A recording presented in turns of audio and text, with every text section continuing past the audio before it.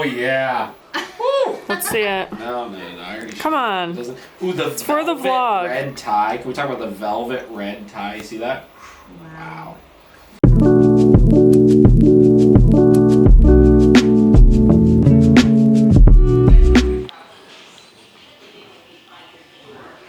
Need to like start carrying like a diaper bag for him. Sit.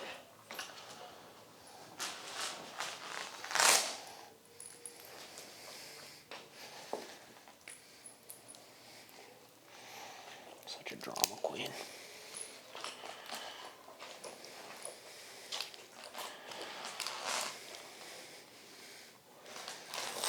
Okay. Like literally nothing is happening to him. Come on. Nothing's happening to you. Sit. Good. Putting collars on your neck. That's it.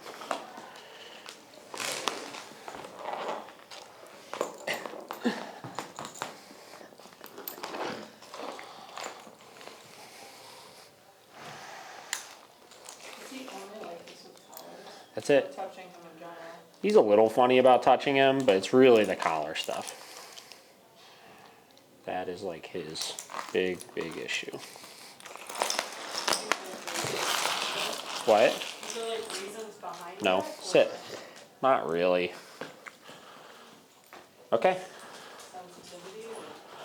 Sensitivity, probably learned very early on that if he snaps and throws a fit, sit, that it makes people stop. The big thing is like, so like reaching down and touching his collars and stuff now, like he's not tensing up anymore, which is good. Like he's stressed still. But before, like you even go like to here, he was just so tense, whale-eyeing you, ready to snap at any sign. I mean, literally for the first like 4 days, anytime I would do this, he would thrash, flail, and try to bite me every single time. So like the fact that he's not doing it now and he's able to focus in a little bit, oh crap, I took the wrong collar off, what am I doing? Is extremely positive. Sit. Okay. So this is big. This is the very first time he's ever eaten for me. Meaning, like obviously he's eaten since he's been here, but usually he will only eat when he's in his crate when I'm not with him. So this is actually, I'm pretty impressed about this right now. And this is how we start to counteract some of this kind of stuff, right? Is he's got to start to realize that, one, eating around me isn't so bad. I'm not so scary that me being a foot away from you, you can't eat your food. And then what this will transition to is this will transition to me feeding him out of hand in training, which will start to make a more positive association, right? Because for whatever reason, collars coming on in his mind means bad thing. Could be anything, right? Could be misuse of collars early on with things. It could be just that he's nervous overall and he's really sensitive around the neck. Could be anything. But the cool thing about classical conditioning is that we could take anything that has an inherent negative to it and we could turn it into a positive association through pairing, meaning what we just did right now, right? Got him collared up, stressed as fuck. As soon as we got collars on, boom, mealtime, right? Collar up, stressed as fuck. As soon as he gets all those collars on, boom, training with lots of treats and rewards and stuff. And the repetition of that, it'll create a positive thing, right? That's what we call counter conditioning, right? We're counter conditioning a negative association to become a positive association. Now, the key with counter conditioning is we have to make sure that if we're going to use counter conditioning, we've eliminated to the best of our abilities the negative response the dog has, so we could still teach them that, hey, I know you're stressed out, but just because you're stressed out, it's not an excuse to try to bite me when I collar you up, right? He went basically from that to kind of the avoidance, which is moving the head away every time I collar him up, which he's displaying now, but now we can start to create a positive association with that. So that's kind of the key of how we start progressing through this stuff. And he's only a weekend. I mean, I think this is day number 8 today. So he's making really good progress.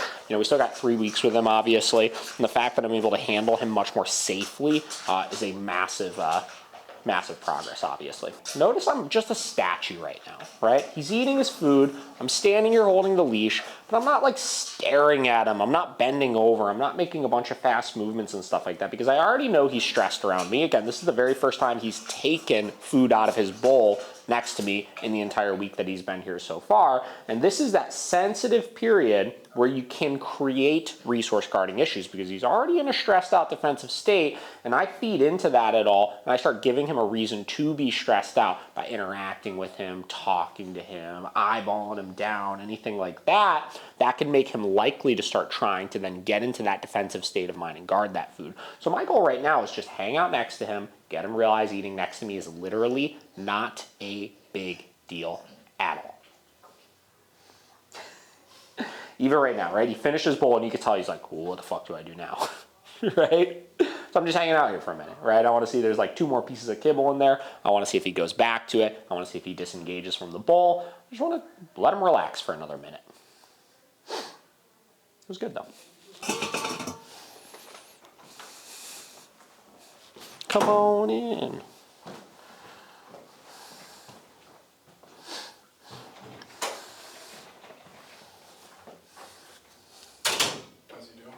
Pretty good, actually. He's still very scared, but he hasn't tried to bite me in a couple days, which is positive.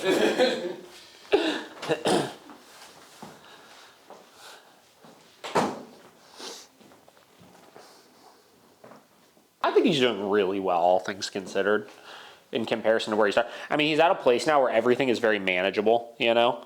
Like, he's still, like, that nonsense where he's, like, running away from me and stuff like that. It's annoying, but whatever, you know? Like, I'm able to focus him back in nice. He listens super good. Like, his commands in the training room are great. I've really been pushing commands throughout the entire facility. He's been doing really great with it. Yesterday, he was kind of giving me a hard time generalizing his sit command at doorways.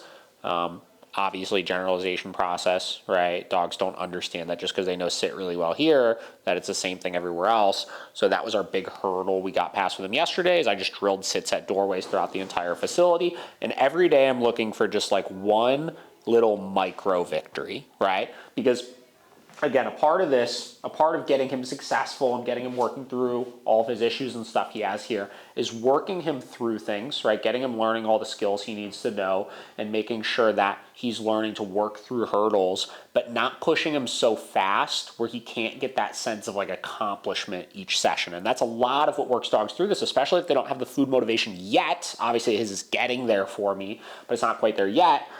A lot of times, the confidence of them overcoming hurdles and being successful through training helps to organically boost that confidence without the need of tons of rewards until we're in a place where we can apply those things. So by finding a little micro victory I can get him past where it's like a little bit of stress, then he overcomes it, right? Then he does it really well and he's like, oh, cool, I could do this, I could avoid this, whatever. That's what's organically boosting him up here. So today we'll try to figure out what that micro victory is going to be. I think what it's going to be is probably on the walk because he's still a little dicey on the walk. Yesterday he did very well considering how the last couple of days had went. He just gets easily distracted. But we're going to kind of see how he does with that today and see if we can get him even smoother with things.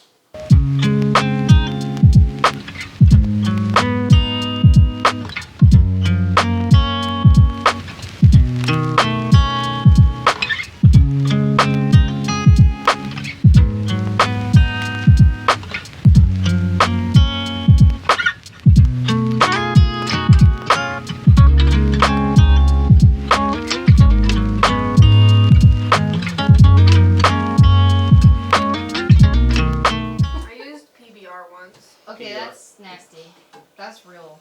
What was the cereal? Cow chocolate. Free Pebbles. I think it was Frosted Flakes. Oh.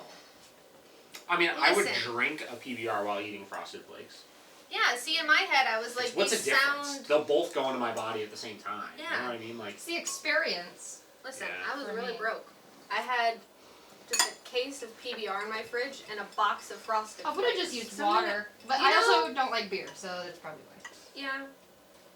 I'm getting a shiver down my spine at this conversation. So Josh actually said this, which is funny, but I was going to take credit for it up until 2 seconds ago. Where it was. I could cut that part out and then give you credit on the vlog. I'm gonna start calling him Chris. Chris is gonna be his alter ego, because I feel like Thor is like, you know, when Chris Hemsworth is all like badass and macho and tough, but Chris, when he's just Chris, yeah, a little less impressive. Yeah, so like he's Chris now. He's turning into Chris. Hi, Chris. Maybe Chrisen. Chrisen. I feel like Chris is a better name for him too, anyways.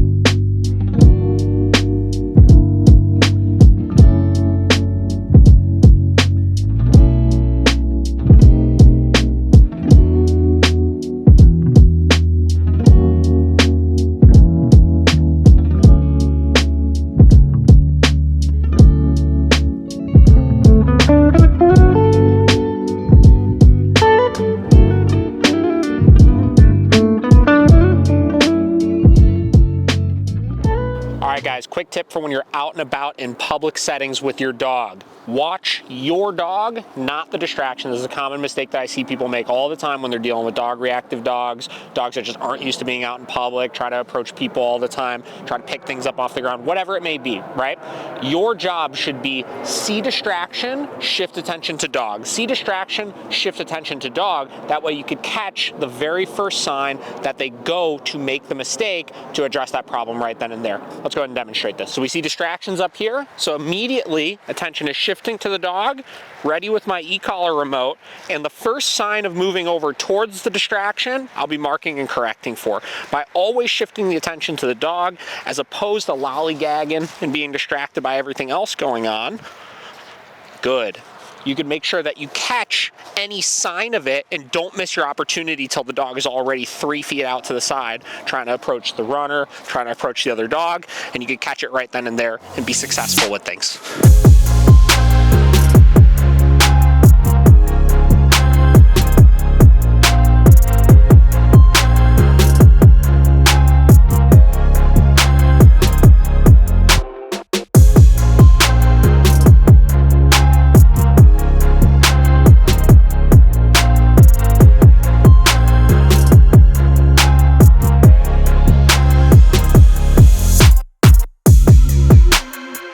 We talked at the beginning of his session. I mean, we've been working this dude for, it's probably been about 3 hours now, honestly. It's been a while.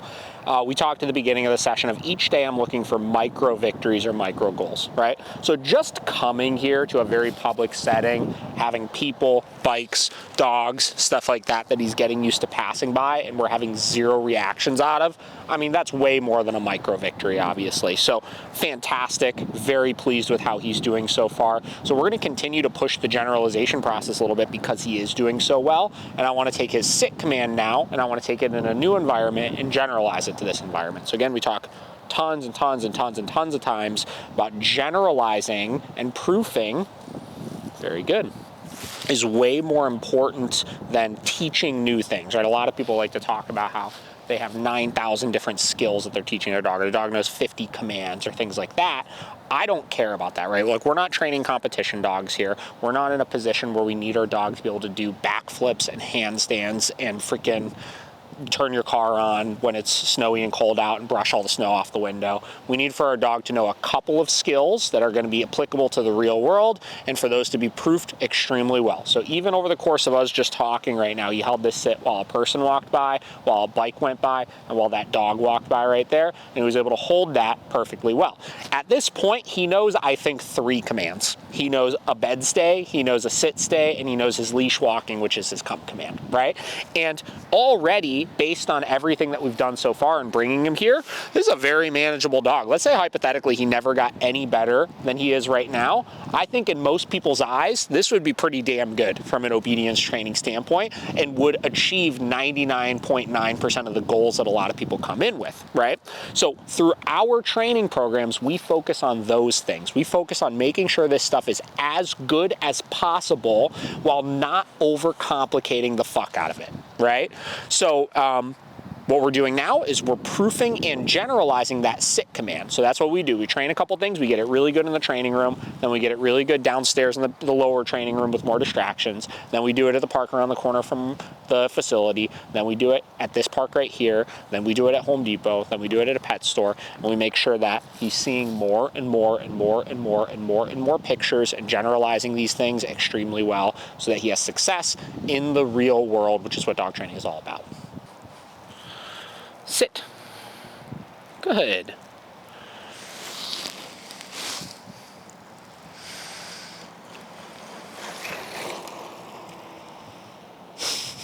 I was kind of hauling ass past us. Okay. Sit. Good.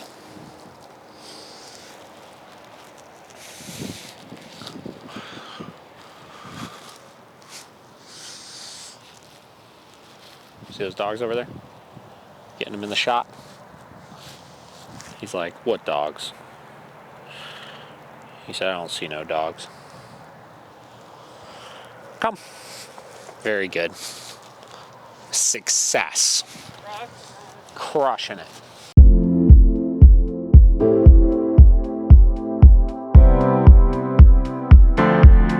Okay, so we're gonna take him out. So you're gonna engage with them, obviously. Get him to tug, tug, tug. And then when you wanna get him to release it, what are you gonna do? Stay in one spot. Yep. And make sure you got a good grip on it. So like, let me see this real quick. Instead of like this is gonna be hard. He's gonna be able to pull you. Get a really solid grip, fairly close together. You could even use these balls, might be good, right? Hold and just stabilize it to the best of your abilities. Give him a couple of seconds to release it. The second he lets his mouth off of it, you could tell him yes and give it right back to him, right? And then tug, tug, tug, same deal, whenever you want. Out, stabilize, wait, second he releases it, yes, give it right back to him. If he really hesitates on it and is not outing, you could tell him no, and then we'll go ahead and give a correction for that. But what you're gonna do, you could even leave his remote on top of his crate. Okay. When you tell him no, go to the remote, give the correction like we talked about last time, just to give yourself a little bit of distance in case he got a little snippy with it. Okay. All right, we'll see it. Ready to rip? That's right. He said, hell yeah. Let's go.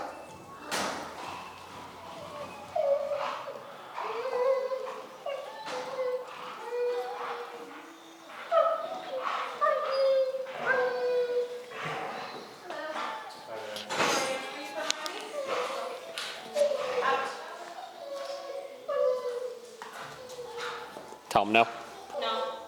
Now go grab your remote and then give a tap on it. Because you see how he's pushing you for that right now? Tap it. Yeah. There we go. So that, yeah, that pushiness for that is what we want to eliminate here. Because he thinks, like when you tell him out, he's like, screw you, that thing is mine still. And even after you let it go, he's like, as soon as you go to walk away, zero impulse control around it. So that's what we talked about last time. Biggest issue with some of this kind of stuff is that lack of impulse control.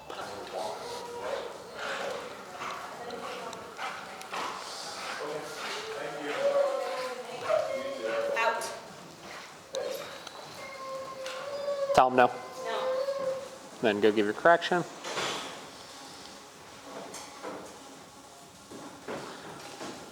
We're gonna start giving a higher correction for that as well.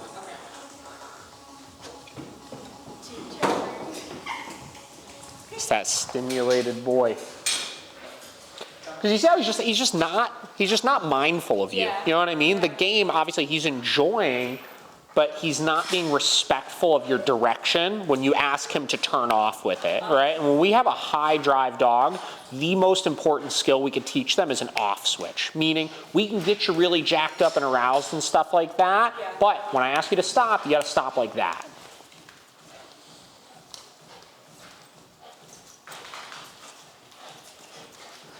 Out. Mark with no? No. Yes. So we're gonna start being a little quicker about the no here because he is being so pushy towards you right now.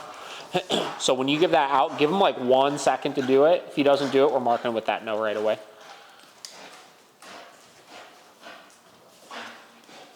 Out. No. Perfect.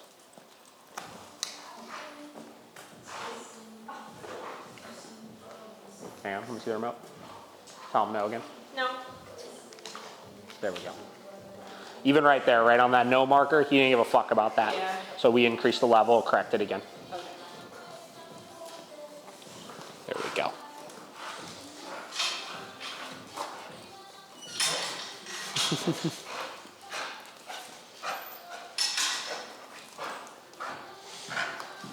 Out. Yes. So that was better.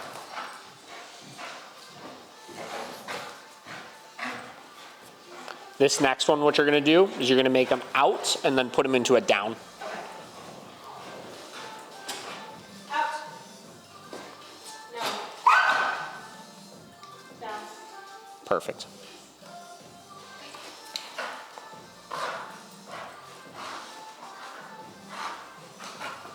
Out. There we go. So that's what we need to see. You saw how much faster that one was? Breaking a sweat. That's right. And then now, just let them engage with the game again. Just get them excited with it. Do whatever you gotta do, obviously.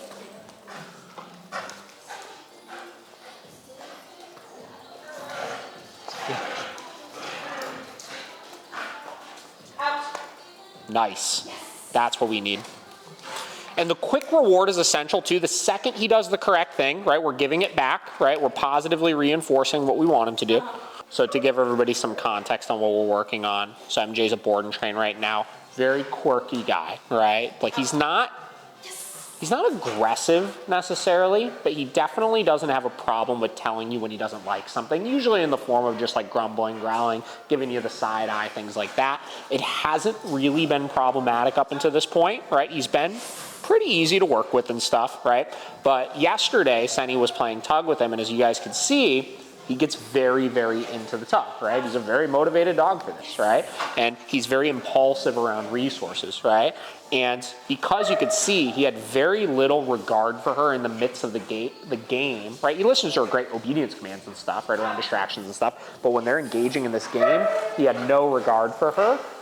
She wound up giving him the toy, right? He was kind of running around with it, and she went to go try to take it from him, try to get him to release it for her, and he kind of started growling at her a little bit over it. Again, impulsive guarding of that toy, thinking it was his, right? Being very possessive of it. So we're being extra strict on him over this right now. We're, okay, I know you like this game. I know you go from 0 to 100 with this kind of stuff, but we need you to put a little bit of a cap on it. We need you to play to an extent where you could still have that ear turned to us, where if we ask you to do something, you could disengage right away and you could turn that off. Right? And that's what's ultimately going to keep him safe, and the thing that gets dogs like him euthanized, frankly, because those types of behaviors can become dangerous even if the dog isn't intentionally wanting to attack us or bite us or anything like that. It can be very scary to a lot of people. So I'm just going to catch your breath. So I want to go over with you some mechanics as far as tug play that'll make it. So like right now, obviously you're really throwing your all into this, right? So obviously with a dog like him, like he's gonna overpower you all day long, right? So a couple things. One, let him wear himself out. Meaning don't worry about freaking whipping him around and thrashing this thing all over the place, right? You could just, yes. Once he gets that thing, just kind of hang out, right? And just let this dude do the work. You know what I mean? Obviously, if we had a dog, come on. If we had a dog that was less interested in things, right? Obviously the motion and the really getting into the play and stuff like that could be beneficial for building drive, right? But him, we're not having a lack of drive right now, right? So let him do the work, right? Second thing, out, down. Catch my breath too, right? Even that is stimulating, right?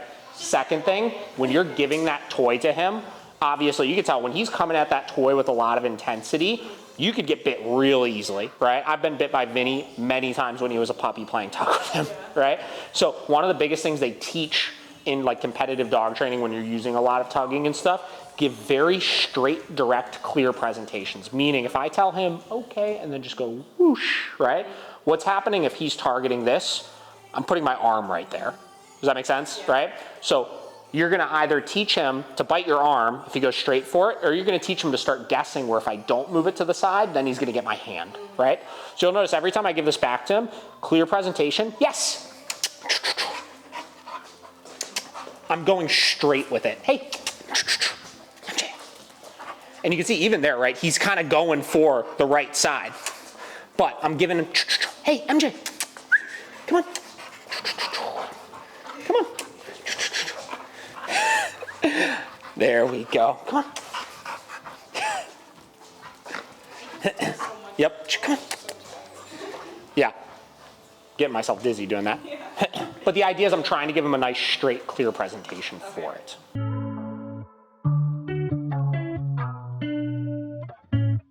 So, starting out with it. Yes. How do I go on with that? So, yeah, good question, right? So obviously he's not allowed to just grab it, right? And we want to make sure there's some sort of cue to starting the game, right? Yeah. So usually yes is what we would use for that, Okay. right? So whatever you want him to do, whether you want to stop, make sure you have good engagement like you have right now. The second you get that, yes, clear presentation, let him have it, start the game. Yes. Perfect. And obviously he's much more there we go. So obviously he's much more comfortable playing with you than with me, and that's just because he knows you more, right? He has a better relationship with you. And then, perfect. Now let him hang for a second, and then whenever you want him to have it again, mark with yes, then deliver the reward. Yes. Perfect. Nice. You see how fast that is now? Feels good. Yeah. Feel the power. And then nice, those are very good, clear presentations for him too.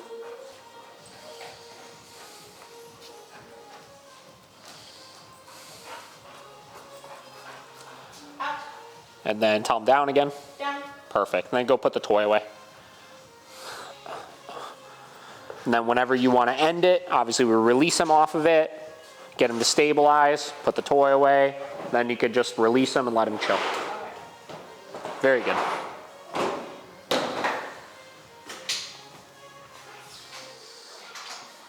Much better.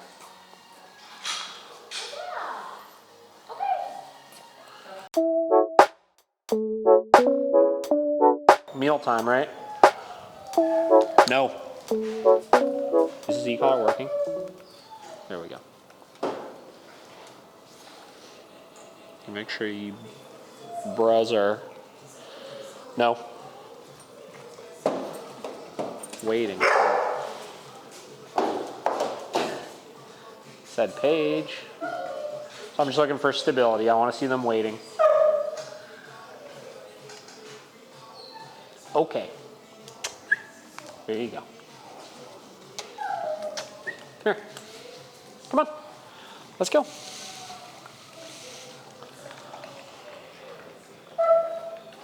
So the first time we did this, obviously we did it with the kibble. So lower value food. There was no guarding issues, but obviously we have a much higher value resource that we're feeding right now. So just keeping an eye on it.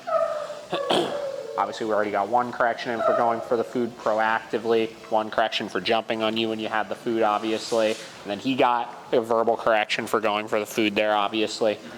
So they should be in a fairly compliant state of mind, but you want to supervise this, right? This is a hurdle that I think, this is for the vlog, right?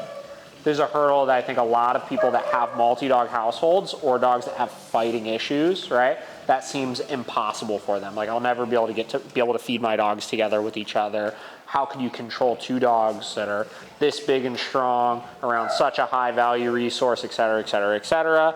And the fact of the matter is, you don't have an alternative, right? You have to be able to control them around resources. If you can't control your dogs around resources, you're not going to be able to get your dogs to stop fighting, plain and simple, right? So you could avoid these types of situations all day long, and there's definitely a degree of management that goes into play as you're working through these types of issues on, like, work at the pace you need to work at. Obviously, we're now in week 2 of their program and just starting to do the feeding together, obviously, because we had skills we needed to establish initially. We had behaviors we needed to establish initially, but we got to start getting some headway with this kind of stuff and getting them realizing that they have to be respectful around each other in the presence of their resources and understand that these are still my resources right now. You can't just go and dart over and steal his. You can't dart over and steal his, et cetera, et cetera, et cetera. So that's what we're doing right now.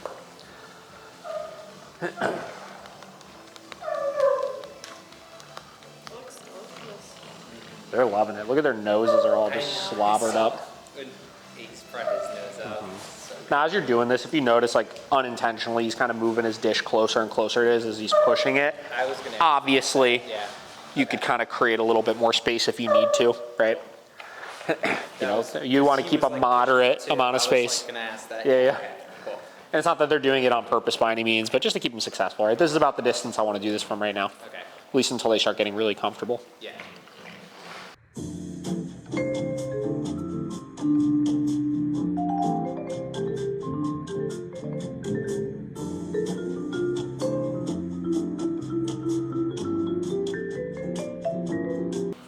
So this is where you want to supervise things as well, obviously. Right.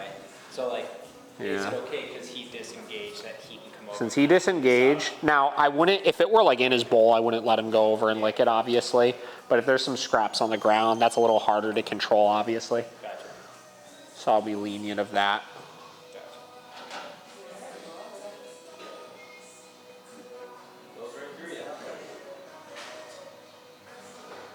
Hello. What's going on? All right, boys, good work.